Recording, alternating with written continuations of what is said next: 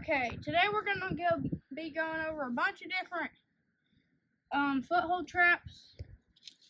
This right here is about the most basic trap you can get. It's a short ear, 1.5 closed jaw, and then right here is one I really like. It's a rubber jaw. Exact same as that one, but it has a rubber jaw, so that one's not really gonna hurt the animals, but this one just makes sure it's super safe for the animals. We're gonna go over a jump trap today. We're gonna be doing that. We'll be going over a plain short ear trap. Here's another one this is like an older trap. This is about 100 years ago. I think this is about I think long ears are about the only thing that were used like 100 years ago. But I would not recommend using long ears if you have short ears. I think short ears are overall better. Me personally, I think that the long ear traps are actually a little stronger. One other one that I think is going to be pretty important to show is going to be a dogless trap, and then it's also a 4-spring, so we'll show that. Basically, with a 4-spring, I could have the same exact trap and the same exact size. Just take off 2 of these springs. They make them like that. And it's gonna have half the power of this trap. This trap would have double the power of a 2-spring, exactly like it. But that's probably about all for the 4 springs on it. There's not much, but I'm gonna get to setting them. So right here's this trap. I'm gonna set it. You might not have seen how the dogless traps work. Okay, so how they work, you set it like a normal trap until this point where it's got a bigger pan, and you actually lift the pan up over the jaw to set it. Right here, like right at the jaw, this pan is longer than a normal pan. So on a trap with a dog, the pan's gonna be smaller.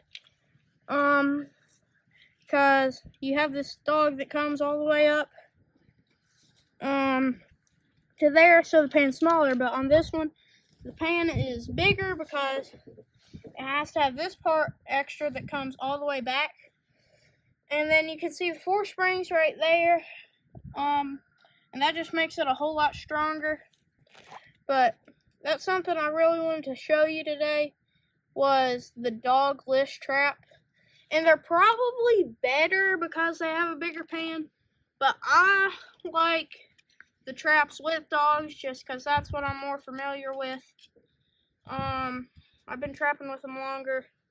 That's what I'm more familiar with. So I like these better, but these are probably overall better.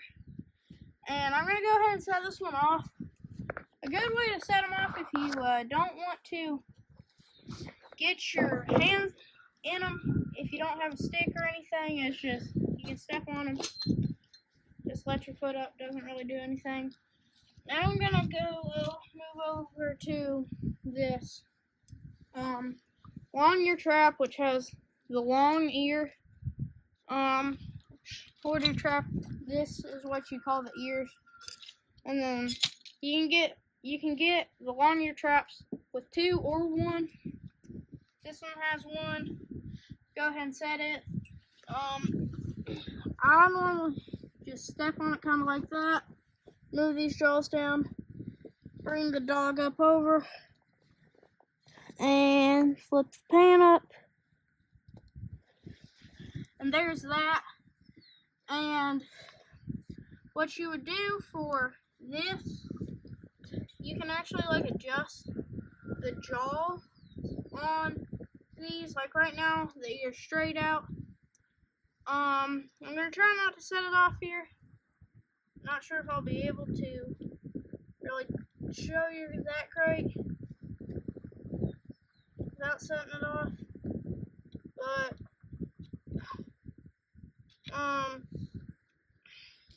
like there, I moved that back, and now you see how this jaw is sitting different, and I can move this ear kind of like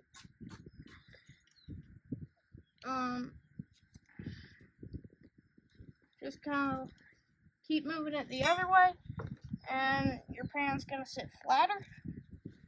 If I can move it, should sit flatter, but well, that's it off. But if you move your ear, if you move your thing like that, then set it, the jaws should set flatter.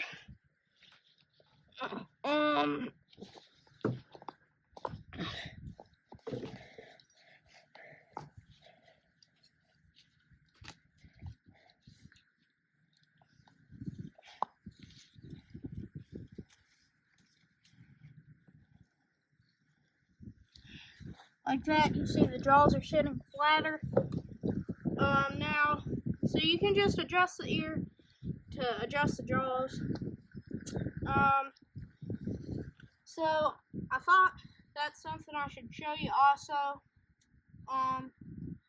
But that is a long ear trap, and you probably noticed I'm wearing gloves. We're not setting the trap to catch animals, but really anytime you're wrestling with traps that you'll be trapping with, if you've already dyed them or are planning to set them like how they are, I wouldn't be touching them with your hands. And I'm going to go ahead and set this one off and move on to this rubber jaw. Now this rubber jaw, I've actually caught a fox in before, and as you might be able to see, you probably can, it's got a rubber jaw. So if you're going to set a foot trap around animals, a rubber jaw is a good one to use. And I'm going to try and set it right here. Something might be going a little wrong with the ears and everything, but there's that.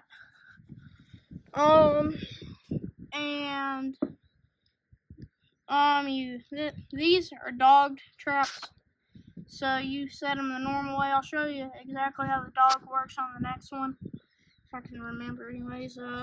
But you have the rubber jaws. This one's a 2-spring. But I like this trap a lot. I've caught fox in it, and it works really well. Now this is a Duke.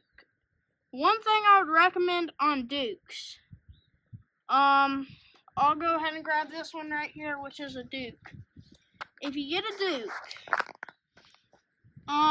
if you know somebody who can weld, or if you can weld, I would put 2 little weld strips right here, put a weld strip here, and here on the bottom of it, right there, because Dukes can sometimes come apart right there.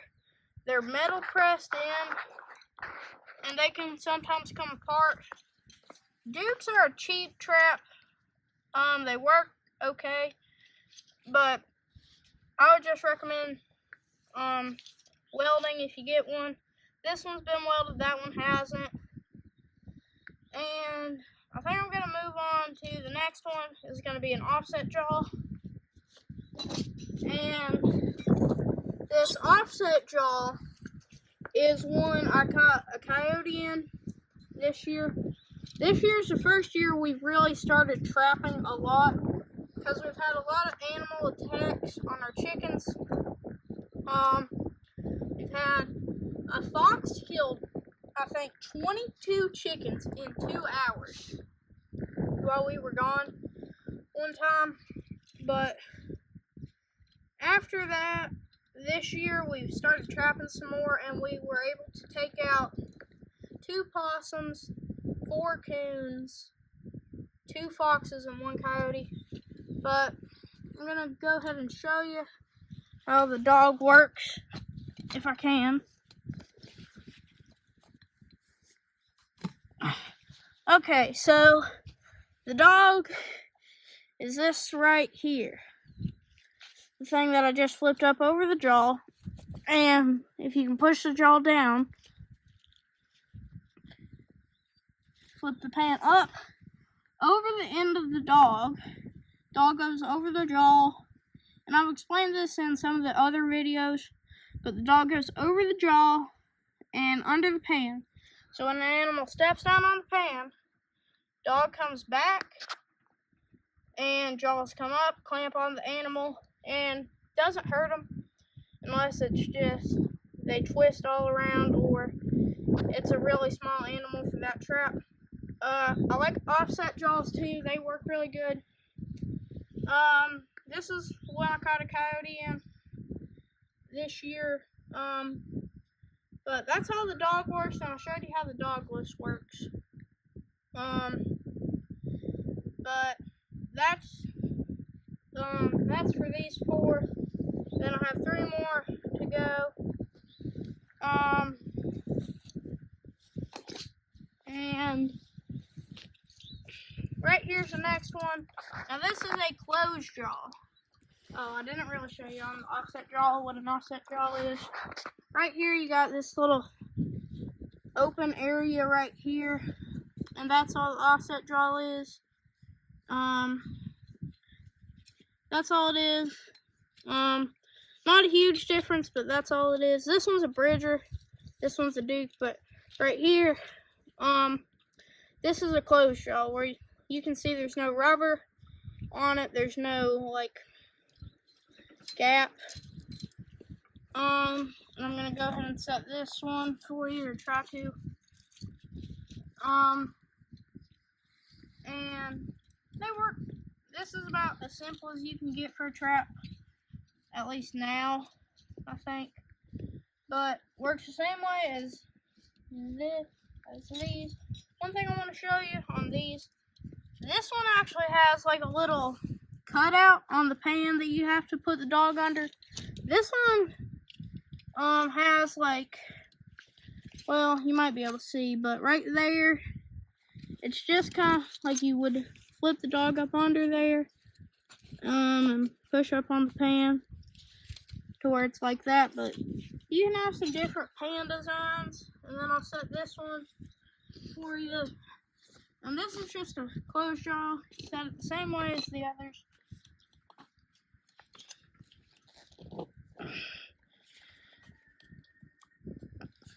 Same way as the others. And then one thing I actually want to show you right here, you also have like a few different shapes of jaw. Like that's round. That's round. As you can probably see, it's kind of like a circle. I can't really do it that great right here. It's not super flat. I'll come back over to where I said it before. And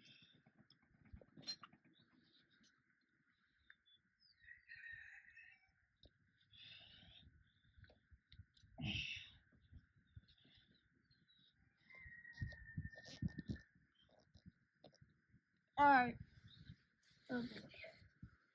One of those kind of caught there, but if you can see this one has kind of like a more square, almost like a square jaw, but that's just the different shapes of jaw. And then I'm gonna move on to this one, which is just a single ear. It's kind of like this one. It's a little smaller, but it only has 1 ear. It's not a jump trap. The next one I'm gonna be setting is a jump trap. But same thing. Now this one has some interesting jaws.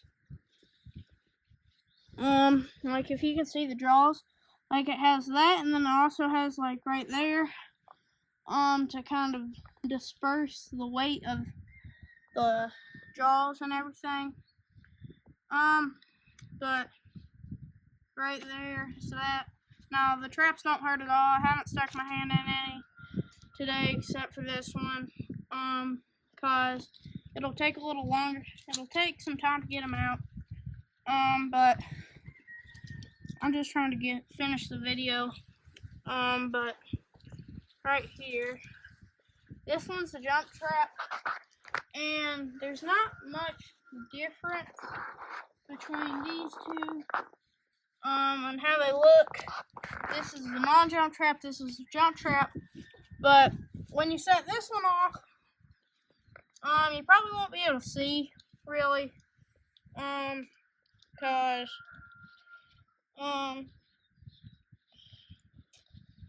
well, it's not going to be in slow motion or anything, but this trap doesn't jump like it. When it sets off, it just closes the jaw. It doesn't jump up or anything like that. But right here, like,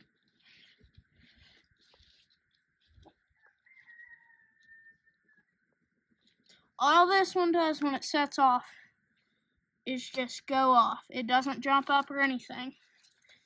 But then this one, at least it should come kind of up like that. Not sure if it will, but it should come up like that.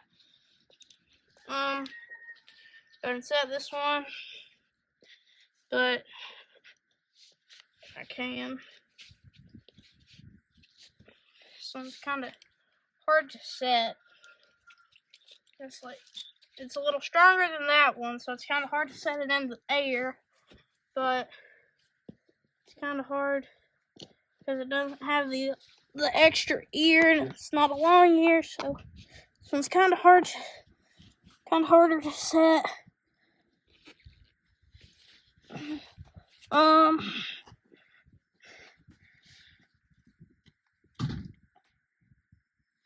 But there it is set.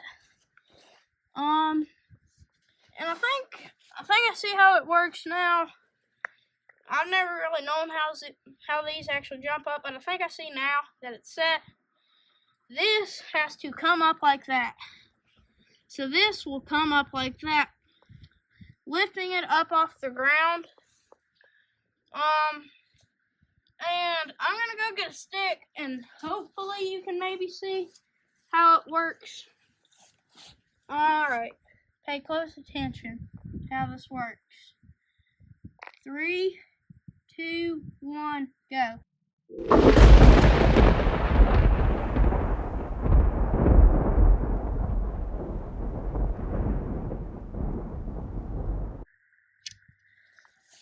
Alright,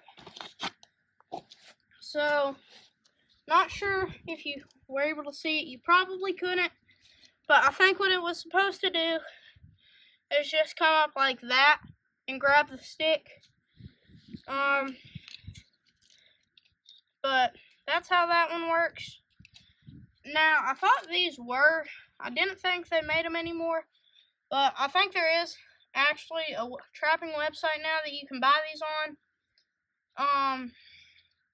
And it's a Victor jump trap. And here's another trap. This is the brand of trap I like. Now, you can see there's a difference in color. This one's brand new. It hasn't rusted or been dyed or anything. But this is the brand of trap that I really like. This one is an MB 554 spring, but MB traps are my favorite type of foothold traps that have a really nice big pan. And they have this little lip on the dog. You probably won't be able to see it on camera, but there's a little lip on the dog. So you can set it on that lip and it'll just be a hair trigger. But you can get these in MB 450s, are really good.